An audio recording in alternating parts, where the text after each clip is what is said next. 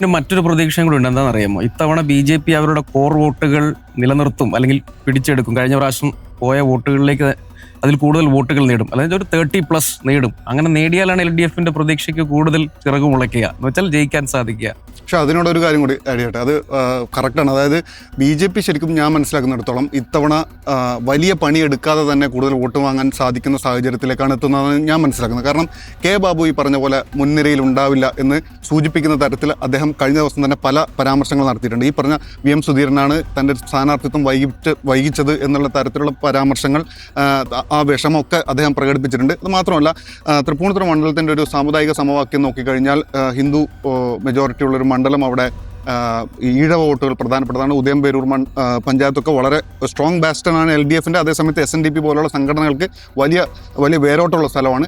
അതേപോലെ സവർണ്ണ വോട്ടുകൾ വളരെ പ്രധാനപ്പെട്ടതാണ്.